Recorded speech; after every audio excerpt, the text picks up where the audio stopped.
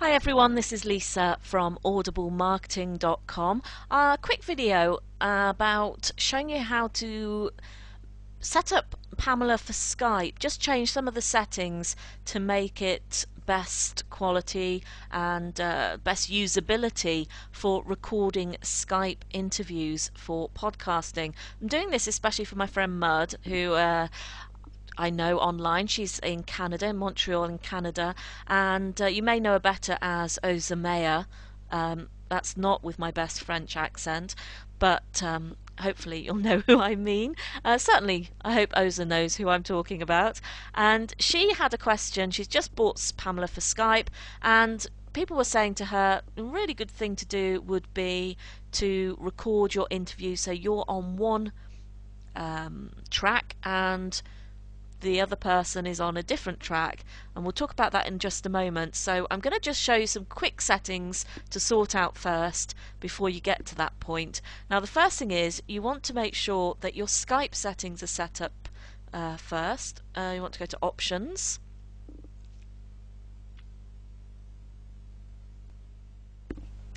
and you just want to make sure your sound settings are, or audio settings are okay, and that's simply to make sure it's recording or it's playing through the microphone and the speakers you've chosen. In my case, I've got a Plantronics headset at the moment, and just check that the levels are okay. That's your general Skype settings. If you don't know what Skype is, if you're just new to Skype, Skype is a VoIP program.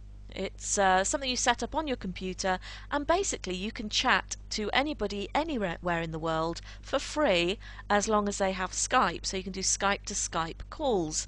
Alternatively, if you have Skype but the person you're ringing, maybe you want to do an interview with somebody, then you just add some Skype credit and you do a Skype out call, which basically means you use Skype but you can call somebody's landline or mobile line and you can chat to them through that, and you can record in that way as well. But in order to record Skype you need a program like Pamela. In fact, personally I think Pamela's the best one to record Skype on a PC.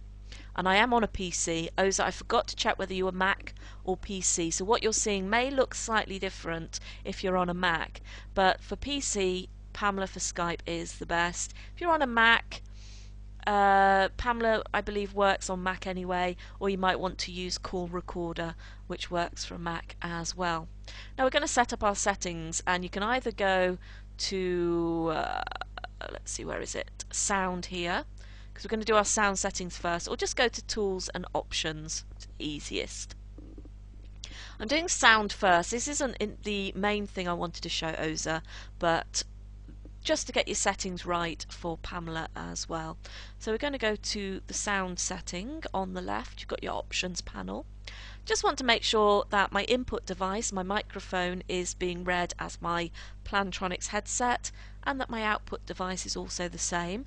It says you can automatically copy device settings from Skype. I prefer not to do this because I sometimes find that Skype resets my audio settings, and it may be because not when I'm using Skype. When Skype's closed down I'm often changing headphones or microphones depending on what I'm using, but just in case Skype does reset, I want my recording device to be, I want Plantronics to be recognised. The other thing is the sound quality. Now my personal preference for recording is in WAV files, and this is partly to do with my preference for voiceovers in general. Always record in the highest quality possible. So I always record in WAV, and I always record 48,000, which is 48 kilohertz. Now these make huge files. WAV files are very, very large files, and if that doesn't suit you, then just take the tick off here and you will end up recording MP3, which is a compressed audio file. Now the audio quality, the highest quality you can get is 24 kilohertz, 16-bit mono, 32 kilobits per second, which is not a brilliant quality for an MP3. It's better than, I would say, a phone quality recording because phone quality is very compressed, but still, for me, that just leaves me a little uncomfortable on quality. So I always go back to the WAV files, but test it out. Trial it out with somebody you know who's got Skype, record the recording, the conversation in different formats, and see what you think is the best sounding. If WAV files are just too big for you to use, then fine, record in MP3. Just make sure you're happy with it, and then if you make any changes, click apply at the bottom. And then we're going to go to the call recording option. Enable call recording, and I always set it as call recording time unlimited. I don't tend to record anything that's more than an hour and a half, but just in case you're recording somebody and you're chatting and it's just a fantastic interview and you suddenly think, I've got to keep recording. See, you don't want Pamela to stop recording and you not realise, so make sure you've got really good recording length of time just in case. Now, I have got it set to automatically record outbound calls and automatically record inbound calls. That's to stop me forgetting. No other reason but to stop me forgetting. You can just ask them to prompt you to record. That's fine as well. I don't like anymore to tick this enable call recording warning message and beep. And not that I don't want people to know, you must let people know you are recording a conversation. Legally, you really do need to let people know you are recording a conversation. But if you press that, I've found that just as they answer the phone call, you will get a voice, you'll get a beep, it'll go beep, this call is being recorded. And it just goes right over the top of the person answering the call, which you don't want. It's fine if you're calling a friend, but if you're calling somebody to interview them, and instead of hearing, hi, this is Lisa, just calling for our interview, you hear, beep, this call is being recorded, you're getting the interview off on a really bad foot. You're making them uncomfortable.